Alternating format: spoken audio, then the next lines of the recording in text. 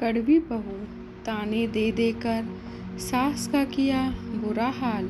शारदा जी बहुत ही इज्जतदार और सरल स्वभाव की औरत थी।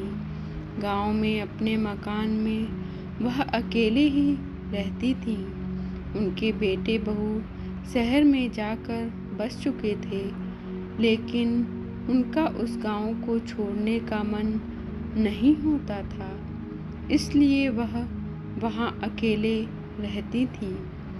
पति की मृत्यु के बाद सबने उन्हें बहुत समझाया कि वह बेटे बहू के साथ शहर चलकर रहें, लेकिन उन्होंने किसी की एक न मानी। गांव में इतने साल रहने के बाद एक अजीब सा रिश्ता जो बन गया था उस गांव से। वह रोज मंदिर जाती थी। रोजाना की तरह एक दिन वह मंदिर जाकर आ रही थी तो संतुलन बिगड़ने की वजह से गिर पड़ी। गांव वालों ने उन्हें उठाया, पानी पिलाया और समझाया कि अब इस उम्र में अकेले रहना ठीक नहीं है। शारदा जी के 3 बेटे थे और तीनों ही शहर में बसे हुए थे। उस रात शारदा जी पूरी रात करवटें बदलती रहीं और उन्हें भी अब गांव वालों की बात समझ आ गई थी। उन्होंने परिस्थिति को स्वीकारते हुए यह फैसला लिया कि वह शहर चली जाएंगी और अपने बेटे बहू के साथ रहेंगी।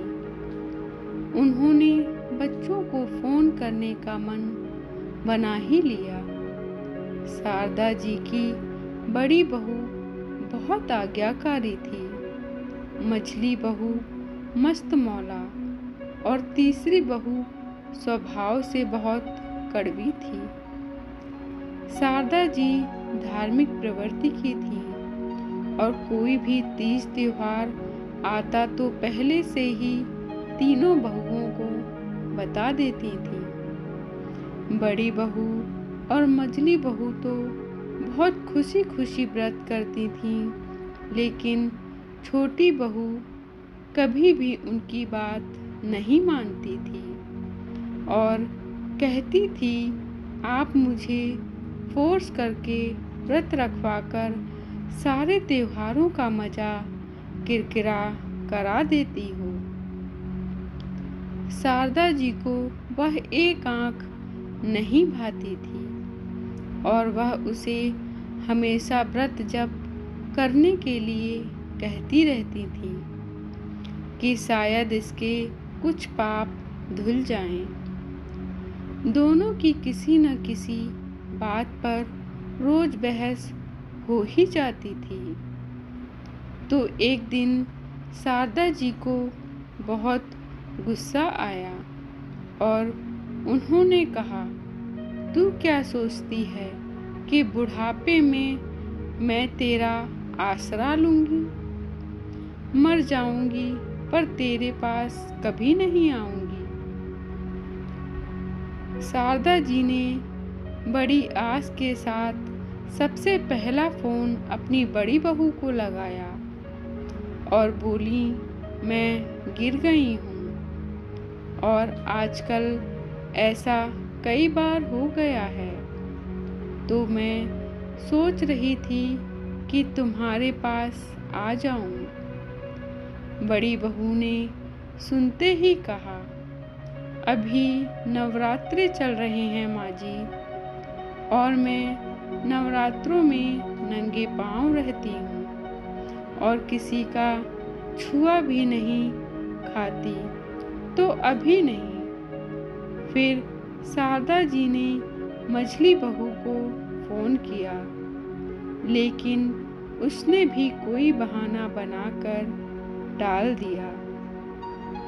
जब बड़ी और मझली बहू ने ऐसा जवाब दे दिया तो फिर छोटी बहू से क्या उम्मीद लगानी।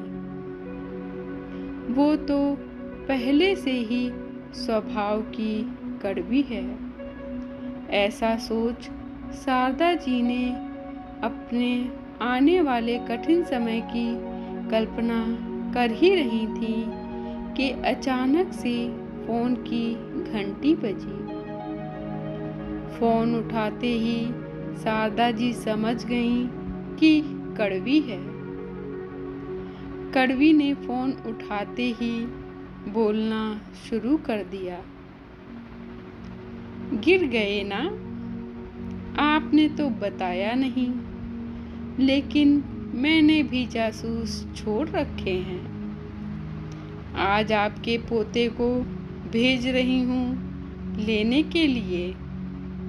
आ जाना, ज़्यादा नखरे मत दिखाना। शारदा जी कड़वी की बातें सुनकर हैरान थी और बोली, क्या तुझे मेरी कही बातें याद नहीं हैं? तू भूल गई कि मैंने तुझे कहा था कि मैं मर जाऊंगी पर तेरे पास नहीं आऊंगी। हाँ हाँ, सब याद है, भूलूंगी नहीं कभी आपके कहे हुए वो शब्द। लेकिन आप मुझे नहीं जानते। मैंने तभी यह व्रत लिया था कि इस बुढ़िया को मरने नहीं दूंगी, और आज से मेरा व्रत शुरू हो गया।